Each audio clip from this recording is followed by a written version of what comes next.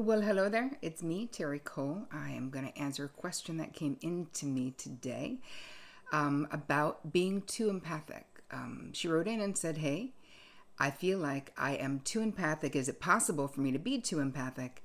I feel things so deeply. It can be debilitating. I'm exhausted all the time. And I feel like something horrible, when something horrible is happening to someone else, it actually feels like it's happening to me." So, yes, you can actually be too empathic if it is messing with your own peace, right? So let's talk about, first of all, this is a shout out to the empaths, the highly sensitive folks out there, because we are always overly dialed into the feeling states of other people.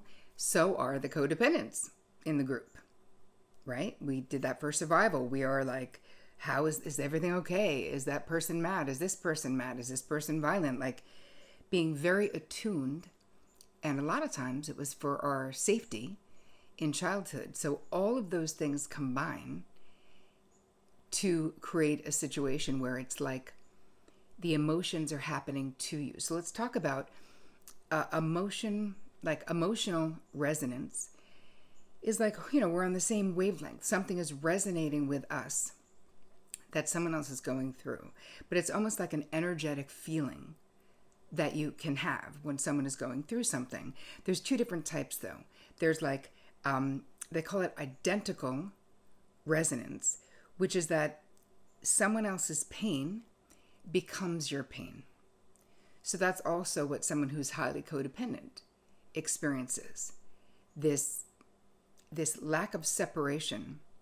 And it's different than feeling sympathy or compassion for someone. That's not the same, because I can feel a twinge of like, oh, that's terrible that something is happening to a friend of mine, and ask them what I can do and how I can best support them. That's not the same as their pain becoming my pain. Make sense? So we're talking about different kinds of resonance. The other is reactive resonance, where it's sort of like the moment someone else is in pain, you still feel their pain. So in both of those instances, we are impacted by the pain of others. But the identical resonance stuff means you're super taking it on, or that you are not working to zip up your energy and protect yourself from other people's energy, especially if you're a highly empathic or a highly sensitive person. You need to be taking care of your energy, right? Because if not, then everything comes in. And it really is exhausting. Nobody has the bandwidth, if you are an empathic person, to not do some energy work. I'll drop a link right here. My friend Lara Riggio, who is a beautiful energy expert, who gives us ways to clean our energy and protect our energy, which before I knew her, I really thought energy work was kind of like some woo something. No, but it's actually not. And I don't even know where I would be at this point in my life without it, because I interact with so many people. And it used to be so incredibly draining, but it's not anymore because of the energy work that I do. Thanks, Lara. Anyway, moving on to you. I just want you to think about this. I hope that I want to answer the question that came in, but I want this to resonate, not to be redundant, but with you in your life. So for Barbara, who sent in the email, there are things that you can do. Protecting your energy is one of them. Going to Lara's website is another one. How else can we clear and clean our energy? Take a tub. Use, I have a whole witch's brew thing that you guys can do. You put in different kind of bath salts. We put in apple cider vinegar. We put in some lavender, put in some lemon, and really clear your energy. So those things are real, but you've really got to understand why you are the way you are.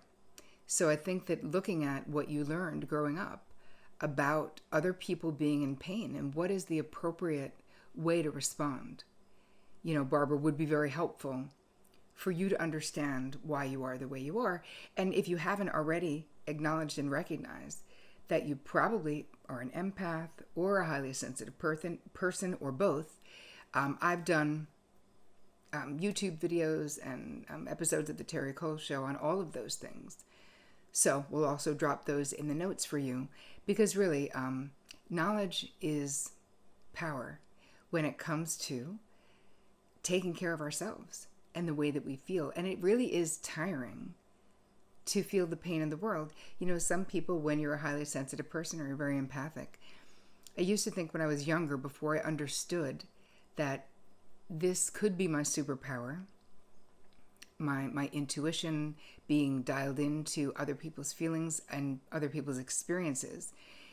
Before I understood it could be, my empathic nature could be my superpower, I just was exhausted. I was overwhelmed by the pain of the world. I would cry all the time. I just couldn't believe how painful it was. It's almost like feeling like I was too tender for this rough world.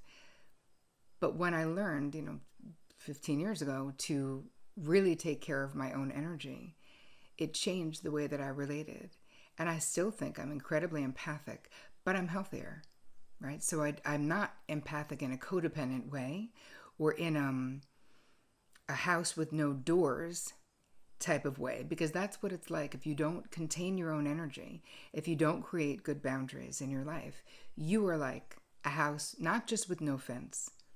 You're like a house with no doors. We're like any person, any animal, anything. Inclement weather can come in like anything. So our job is to really protect ourselves and to contain ourselves. So it isn't about not being empathic, because of course we need kindness now more than ever in the world.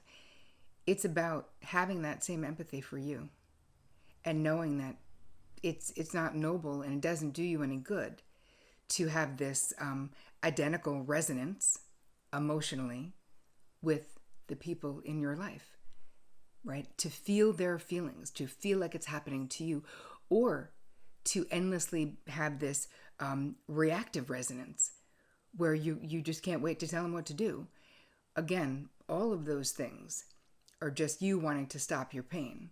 But there's a better way for you to stop your pain, which is to take care of your mental health, understand how you got the way you are, and zip up your energy. So I'll leave you a bunch of stuff in the notes right here under this video. I hope that this was helpful. I thank you, Barbara, for writing in your email. I appreciate it. I hope the answer helped you. And I want to say thanks for tuning in, you guys. I hope you have an amazing rest of your week. And as always, take care of you.